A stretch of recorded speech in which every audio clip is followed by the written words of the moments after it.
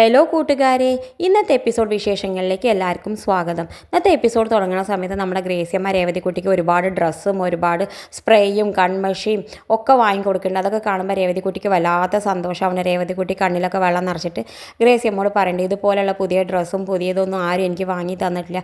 ഞാനും അലീന ചേച്ചിയും വീടാന്തരം കയറിയിട്ട് എല്ലാവരുടെയും പഴയ ഡ്രസ്സൊക്കെയാണ് ഇട്ടിട്ടുണ്ട്.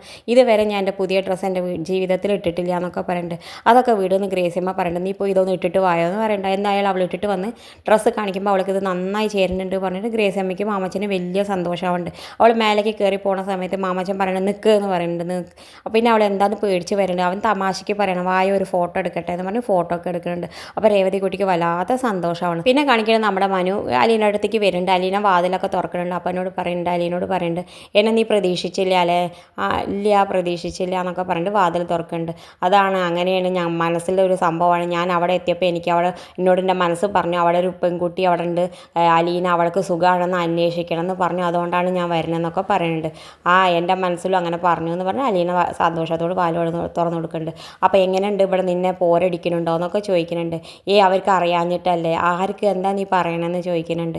അപ്പോൾ പറയുന്നുണ്ട് വൈജയ്ക്ക് ഞാൻ പാവാണെന്ന് അറിയില്ലല്ലോ, വൈജ കൊച്ചമ്മയ്ക്ക് ഞാൻ പാവാണെന്ന് അറിയില്ലല്ലോ അതുകൊണ്ടല്ലേ എന്ന് പറയുന്നുണ്ട്. അപ്പോൾ എനിക്കും അറിയില്ല നീ പാവാണോ നല്ലതാണോ എനിക്കും അറിയില്ല എന്ന് പറയും. അപ്പോൾ അലീന മനുവിനോട് പറയുന്നുണ്ട് അത് അറിയാതിരിക്കുകയായിരിക്കും നല്ലത് എന്ന് പറഞ്ഞിട്ട് ഉള്ളിലേക്ക് പോകുന്നുണ്ട്. പിന്നെ മനു നേരെ ചെല്ലുന്നത് മുത്തശ്ശിയുടെ അടുത്തേക്ക്. മുത്തശ്ശി എന്ന് വിളിക്കുന്നുണ്ട്. നീ വന്നോടാ എന്നൊക്കെ ചോദിക്കുന്നുണ്ട്. എപ്പോഴാണ് പോവുക ചോദിക്കുന്നുണ്ട്. നാളെ പോവും, രാവിലെ പോവും പറയും. എന്താടാ നീ എനിക്ക് കൊണ്ടുവന്നതെന്ന് ചോദിക്കുന്നുണ്ട്. അയ്യോ മുത്തശ്ശി ഞാനൊന്നും കൊണ്ടുവന്നില്ല, അത് കുഴപ്പമില്ല, നീ എനിക്ക് സ്വർണം പോലെ ഒരു കൊച്ചിനല്ലേ കൊണ്ടുവന്ന് തന്നെ, അവൾ എൻ്റെ എല്ലാ കാര്യവും നോക്കുന്നുണ്ട്, എൻ്റെ കാലിൻ്റെ കാര്യം എല്ലാം നോക്കുന്നുണ്ട്. അപ്പോൾ മുത്തശ്ശിക്ക് വേഗം നടക്കാറാവില്ല എന്ന് പറയുമ്പോൾ നടക്കാറാവും. അവൾ എന്നെ പൊന്നെ പോലെ നോക്കുന്നുണ്ട്. പക്ഷേ എൻ്റെ ആൻറ്റി ഇല്ലേ വൈജ, അവളാണ് അവനിട്ട് പോരടിക്കുന്നത്. കഴിഞ്ഞ ദിവസം മോതിരം കാണാതെ പോയി, അവളുടെ ബാഗും ഒക്കെ പോടെ വലിച്ചിട്ടിട്ട് എല്ലാം നോക്കി, എന്നിട്ട് അവൾക്ക് കിട്ടിയില്ല. അപ്പോൾ എന്നിട്ട് പിന്നെ കിട്ടിയ മുത്തശ്ശി ചോദിക്കണ്ട പിന്നെ കിട്ടി അതെന്നിട്ട് ഒരു സോറി പറഞ്ഞോ ആൻറ്റി പറയുമ്പോൾ ഇല്ല, അവളെവിടുന്ന് പറയണം, അവൾ ആരോടാ താഴ്ന്നാണ്, അവൾ ആരോടും താഴ്ന്നില്ല എന്നൊക്കെ പറയുന്നുണ്ട്.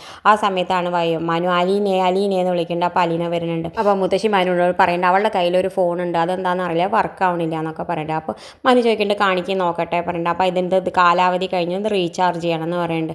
അതിന് എനിക്ക് പുറത്തേക്കൊന്നും പോകാൻ അറിയില്ലല്ലോ എന്നൊക്കെ പറഞ്ഞിട്ട്. അപ്പോൾ അലീനോട് പറയും എന്തിനാ അതിന് പുറത്തേക്ക് പോകണം, ഞാൻ റീചാർജ് ചെയ്താൽ തരാമെന്ന് പറഞ്ഞിട്ട് മനു അലീനോട് നമ്പർ ചോദിക്കുന്നുണ്ട്. പക്ഷേ അലീനയ്ക്ക് കാണാതറിയില്ല, അത് എൻ്റെ മമ്മിയുടെ ഫോണാണെന്ന് പറഞ്ഞിട്ട് അവൾ ബാഗിൽ നിന്ന് ഒരു ഡയറി ഒക്കെ എടുത്തിട്ട് നമ്പർ എടുത്ത് കൊടുക്കുന്നുണ്ട്. മനു റീചാർജ് ചെയ്ത് കൊടുക്കുന്നുണ്ട്. അപ്പോൾ അലീന ചോദിക്കുന്നുണ്ട് എത്ര പൈസ എന്ന്.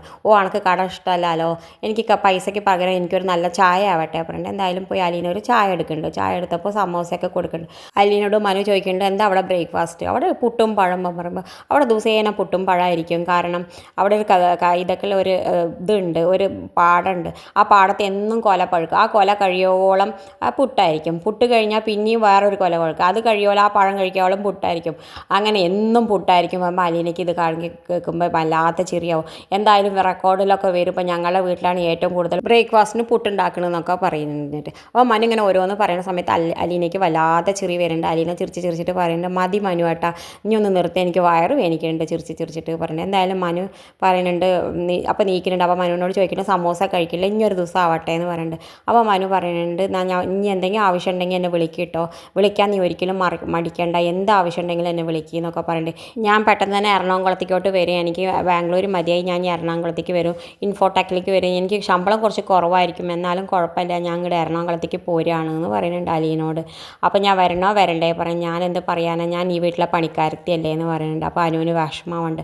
എന്തായാലും മനു യാത്രയൊക്കെ പറഞ്ഞ് പോകുന്നുണ്ട്. പിന്നെ കാണിക്കേണ്ടത് നമ്മളെ രേവതിക്കുട്ടിയാണ്. രേവതിക്കുട്ടി എല്ലാവർക്കും ഭക്ഷണമൊക്കെ കൊടുത്തിട്ട് അവൾ കഴിക്കാതെ നിൽക്കുക. അപ്പോൾ അമ്മച്ചൻ ചോദിക്കും നീ എന്താടി കഴിക്കാത്ത, ഞാൻ പിന്നെ കഴിക്കാച്ചിട്ടാ, അപ്പം ഞങ്ങൾ കഴിച്ച് കഴിഞ്ഞിട്ട് വേണം അണുക്ക് വിളിച്ചിട്ടും പതിട്ടും തോന കഴിക്കാമല്ലേ, ഞാൻ 10 ചപ്പാത്തി 2 കിലോ ബീഫും ഒക്കെ കഴിക്കാൻ വിചാരിച്ചിട്ടാണ്. അപ്പം ഞങ്ങളെ മുടിപ്പിക്കാനാണോ എൻ്റെ പരിപാടി എന്നൊക്കെ മാമച്ച വെറുതെ കളിക്ക് ചോദിക്കുന്നത്. അപ്പോൾ ഗ്രേസിമ അവിടെ നിന്ന് പറയേണ്ടത് നമ്മൾ കഴിച്ച് കഴിഞ്ഞിട്ട് വേണം നമ്മുടെ ബാക്കി എടുത്ത് കഴിക്കാനാണ് അവൾ എന്ന് പറയുമ്പോൾ എനിക്ക് ആരുടെയും ഭക്ഷണം കളയണത് ഇഷ്ടമല്ല എന്ന് രേവതിക്കുട്ടി പറയുന്നുണ്ട്.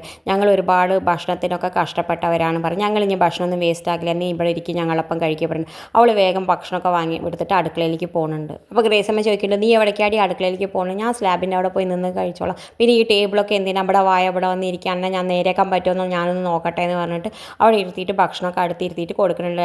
ചിക്കനും ഒക്കെ വെച്ച് കൊടുക്കുന്നുണ്ട്. അപ്പോൾ രേവതി കുട്ടിക്ക് ഇങ്ങനെ വല്ലാത്ത സങ്കടം, ഇവളിങ്ങനെയൊന്നും അനുഭവിച്ചിട്ടില്ലല്ലോ. അവളിങ്ങനെ കരയാൻ തുടങ്ങുന്നുണ്ട്. അപ്പോൾ ഗ്രേസിയമ്മ നീ കരയാണോ ഇത് കാണിച്ചുകൊണ്ടാണ് ഇന്നത്തെ എപ്പിസോഡ് അവസാനിക്കുന്നത്. ഇതുപോലുള്ള പ്രൊമോ വിശേഷങ്ങൾ നിങ്ങളുടെ മുന്നിൽ എളുപ്പത്തിലെത്താൻ ഈ ചാനൽ ഒന്ന് സബ്സ്ക്രൈബ് ചെയ്യാൻ മറക്കരുതേ.